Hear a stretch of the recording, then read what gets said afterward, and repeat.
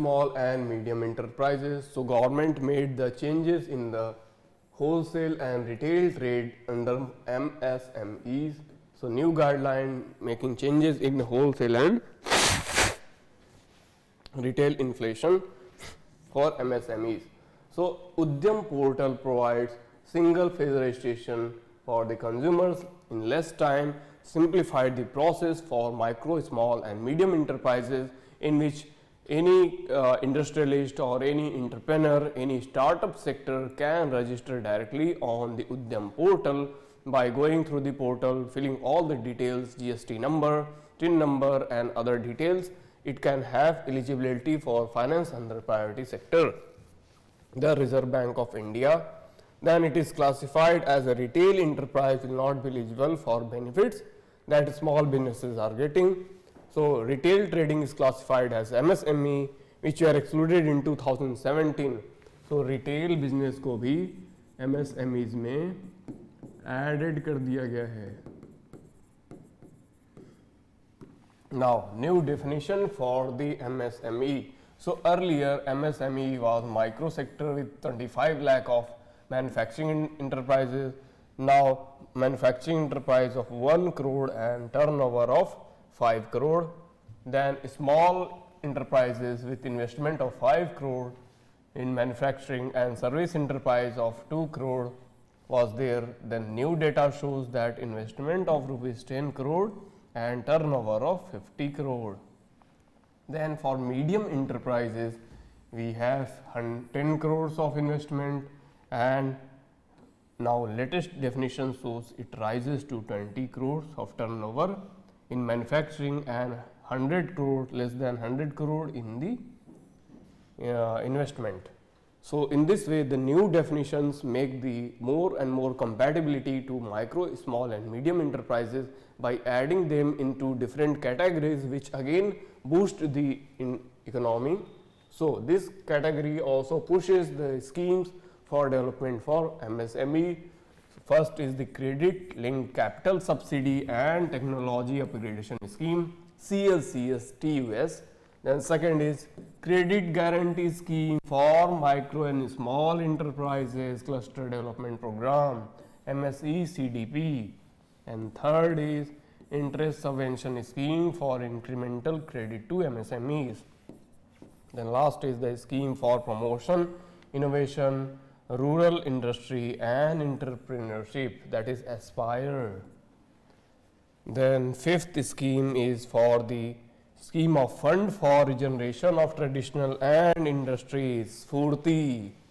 Then sixth is the Prime Minister Employment Generation Program. Remember these 6 programs to be incorporated and which are running for the development of micro, small and medium enterprises, which need their development and their care in post-pandemic situation. So by Aspire, the industries are provided the promotional innovation sector. By MSE-CDP, they are providing the urban cluster development. Then Pradhan Mantri Employment Generation Program also helps the MSME to cater more and more employment and avail the employment of various employees.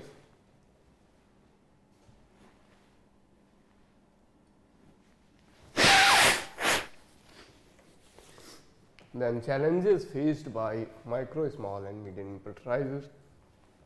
During COVID pandemic, Khadi and Village Industrial Commission was revealed a very declination, then drop in the production and revenue was also seen.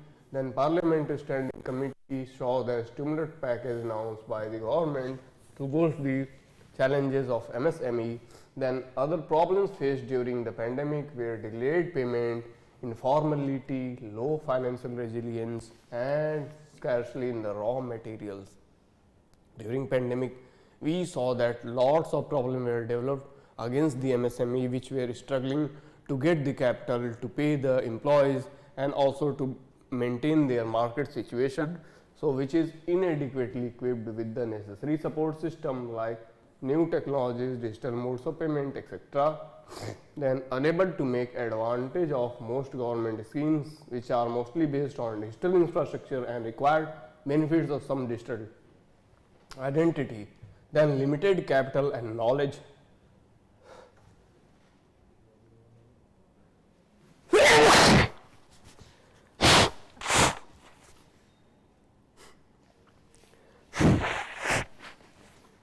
Now, due to limitation in the capital, that is fund provided with the MSMEs and the knowledge to run the industry, which were again poverty hit during the pandemic scenario, they are again lagging the credit worthiness and owners usually decline any asset in their name.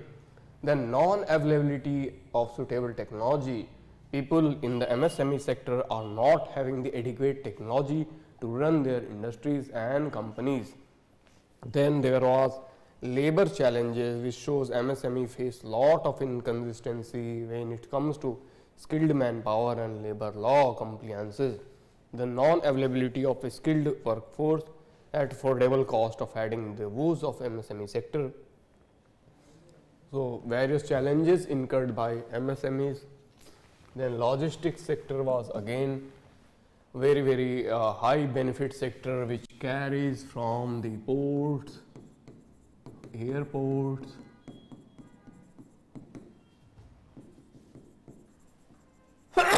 roadways and waterways. So, in order to maintain the demand of logistics supply chain management, government pushed the PM Gati Shakti Yojana and logistics division of Ministry of Consumer Affairs shows that the freight smart cities to be developed, and 10 cities will be developed as a freight smart cities. Then an institutional mechanism involving the government, private sector and logistics services providers, users and citizens will be set up. Further, the bad condition of the roads leading to declining of the logistics, low daily average distance traveled 30 to 40 km of speed. These are the issues with arising with the logistics sector in supply chain system. So, supply chain system needs better logistic and connectivity via roads, and then railways having low connectivity of the industry and fixed schedule for development and arrival. Then airports are only majors which are having infrastructure to handle air cargo. High waiting time is there and poor warehousing infrastructure is there. Then heavy congestion is also present and lack of global connectivity with the roads. That is global connectivity as we see in the European Union. Europe में हम देखते हैं बहुत सारे airports के साथ directly road connectivity है friends, यानी कि एयरपोर्ट जो भी कार्गो लेके पहुंचती है इन द डिस्टेंट लोकेलिटी और in hilly tracts, then they are directly distributed through the trucks and other vehicles which are connected to the roads. But in India, many parts of the Indian territory are not connected with the airports. So, lack of good connectivity with the roads and outdated equipment and technology in the airports. This makes the issue. Now, port capacity is expected to grow at CAGR of 5%. So, capital adequacy gross ratio of 5 to 6% to be increased by 2022. So, PM Atmanirbhar Yojana, and there are two schemes added by government to improve logistics, that is Atmanirbhar Bharat package,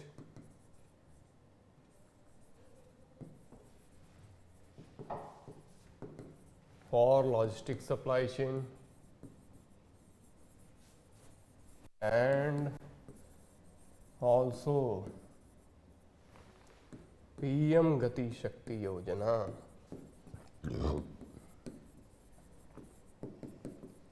which works on the 7 sectors: roads, railways, ports, airports, waterways, and mass communication. To improve the logistics supply chain. So, remember this fact for your prelims as well as mains point of view. So, During the pandemic scenario, we see that huge part of Indian economy was suffering due to bad logistics supply. Further, the lack of containers, which we studied in economy survey, was also a problematic issue, for which government created the additional container facility, plus facilitating the roads to the towns, to the villages, to the ports, to the airports. We have PM Gati Shakti Yojana, which covers 7 parts of crucial level of transportation. So, that is infrastructure challenges. Further, the storage facility of cargo and containers are also lagging. Then suboptimal model of fixed in the absence of a systematic and holistic model to maintain the logistic supply and chain was lagging. So, it needs to develop by faster adoption of new technologies in digitization. So, logistics industry will be driven by faster adoption of new technology and digitalization. Then second part is improving infrastructure nationwide, and third part goes in globalization of businesses and opportunities in the emerging market. Fourth part goes for increased consumer preferences for the reducing delivery time. That means improving the consumer preferences, what consumer wants in the priority basis should be delivered first by service delivery. And urbanization, that is creation of cities. Then sixth is manufacturing in India holds the potential of contribute of 25 to 30% of the GDP by 2025. That again is a good part of India's system. Then 44th was the Logistic Performance Index in 2018, and which measures under the World Bank rank for the logistics. So, logistics performance was quite good in 2018, which shows that under 6 key dimensions India was improving quite well. So, India was working quite well on the efficiency of clearance process, that is speedy, simplicity, predictability of formalities. Then quality of trade and transport related information was also quite good in India's logistics system. Then ease of arranging competitively priced shipments was also procured. Then contemplations and quality of logistics service, for example, aviation, operation, transportation and custom brokers was also quite good. Further, ability to track and trace consignments was also quite good, which leads to improvement in the rank of India.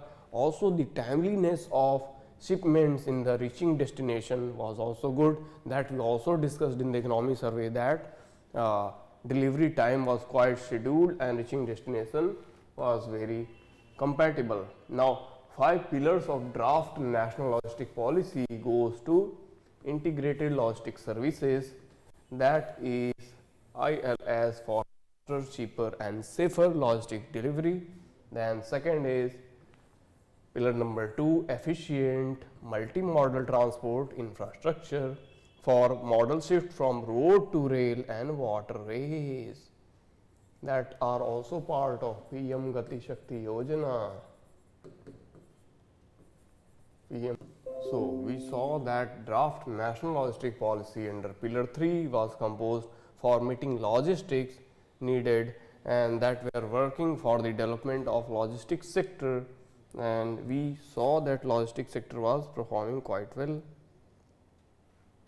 So, meeting the logistic needs for the core sector of economy was need of logistic supply chain. Then pillar 4 goes for logistic for international competitiveness. So, logistics that are put in the international market are also used for their competitiveness. Logistics for emergencies and disasters, building resilience for the emergencies like COVID pandemic, earthquake, disasters or any kind of such situation when there is disturbance in the supply chain system in roads, railways or for say waterways, then there should be a resilient system to prevail supply chain management. That is pillar number 5. Remember this data for your prelims and mains also. Now, India's shipping industry makes the news. Why in news? So, Union Cabinet approved the scheme for promotion of flagging in the merchant ship India, while Parliament also passed a Marine Aids to Navigation Bill. So, for marine aids in navigation, so हम देखते हैं कि when there are navigators in the ocean, so they face various kind of challenges to allocate the area when they were trapped in certain tsunami, typhoon, cyclone, then they got directionless and they need support via radio frequencies, GPS and other monitoring devices. So, the role played by shipping industry in the economy is concerned with the shipping, and which is the important role in the transport sector of India. It comprises 95% of the country's trade by volume of 70% in the terms of value. It also makes a close of 7,517 km in 12 major and 187 minor ports. Remember this data.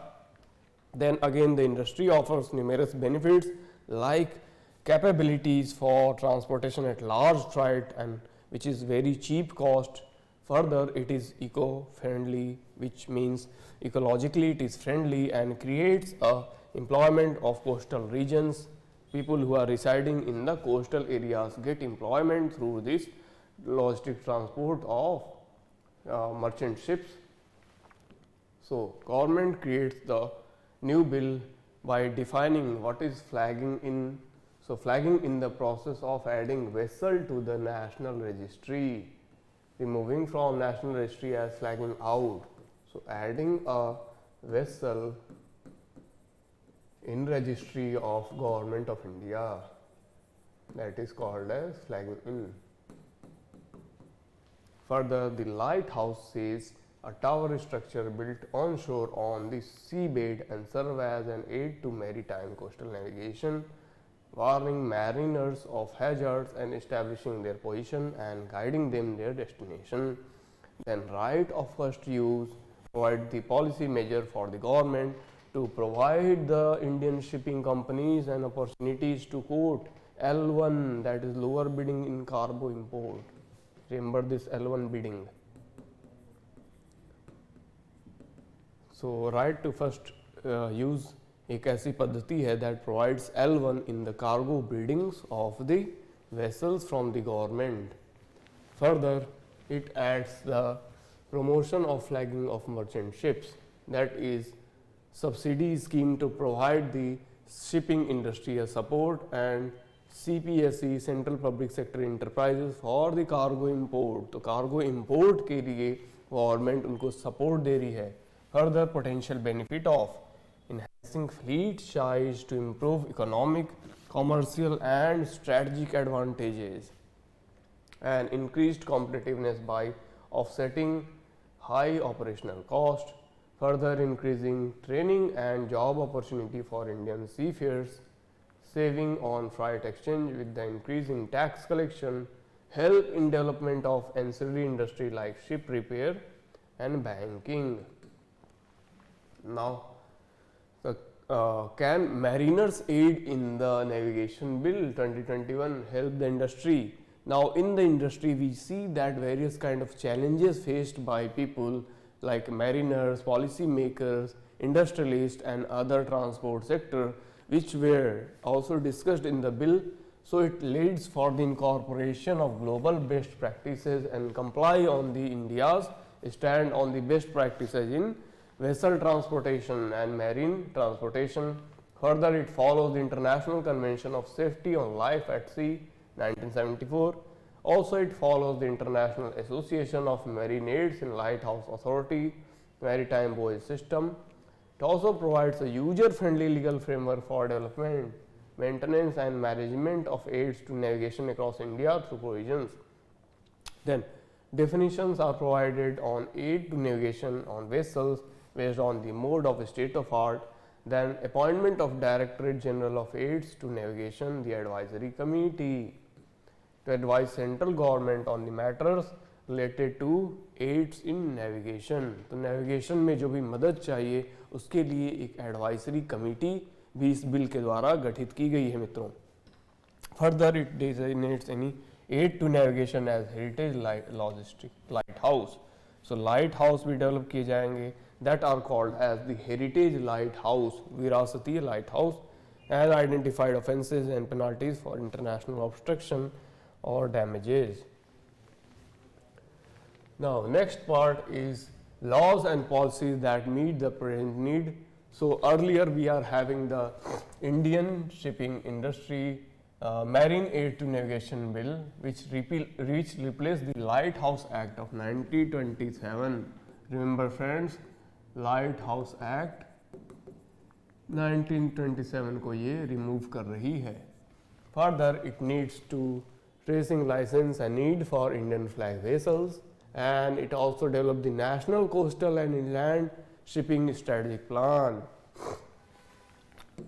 Then second is improve executive agencies functioning. So executive agencies that are functioning is also developed for Ministry of Ports, Shipping, Waterways, earlier Ministry of Shipping, and Directorate General of Shipping and new agencies. Major Port Authority Age 2021 decentralizes decision making for better port governance. Then DGCA provides Central Advisory Committee to advise government on the matters related to navigation. In terms of infrastructure, the Sagar-Mala development plan is there. So what is Sagar-Mala? We have also discussed in budget survey that connecting all the ports by such as Gujarat, Mumbai, connection with all the ports in terms of the various ports activities, Visakhapatnam, Vizag and Calcutta. So connecting all the ports for logistics transportation, that is called as a Sagar-Mala initiative. And what it makes friend, it makes the transportation faster and easier. Very very important. Now Sagar-Mala provides 3,300 MTPA capacity to port lead development under Sagar-Mala.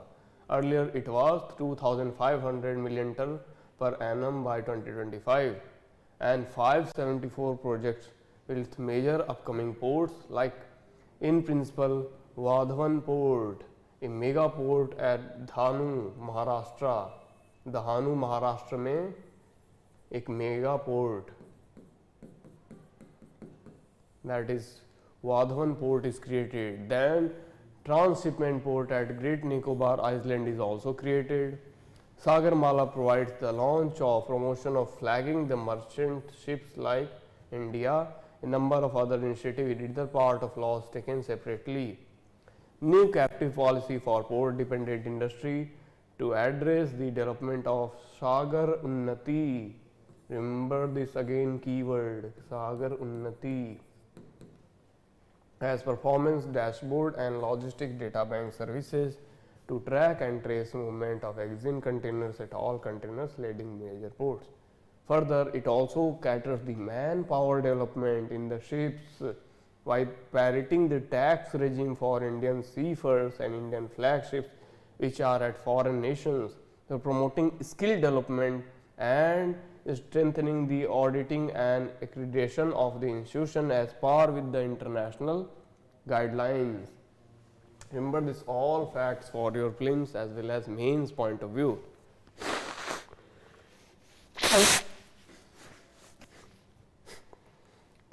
Now district management fund. What is district management fund? Why was in news? So recently government announced that complete control of district management fund and district mineral foundation fund for the negating of the states which are having the minerals and mines from mining lease holding. So there is instances in the part of the fund of district mineral foundation being transferred to the treasury and consolidated fund of India. so thereby defeating the very proposal of the creation of district mineral foundation. District mineral fund is also provided by प्रधानमंत्री खनिज क्षेत्र कल्याण योजना. प्रधानमंत्री खनिज क्षेत्र कल्याण योजना के द्वारा district mineral funds को गवर्नमेंट के द्वारा the mining sectors which are taking the funds are availing under this process. Then it generated by district mineral foundation DMF, which ensures the mitigating adverse impact during the and after the mining. Further, the environment, health, socio-economic sector as well as the mining districts and ensure long-term sustainable livelihood for affected people in mining areas. Further, this scheme provide high priority areas like drinking water, health care, sanitation, education, skill development, welfare measures, skill development and environment conservation will get at least 60% share of the fund. So district mineral fund create किया गया है मित्रों, जिसमें कि 60% for this scheme is to be allocated.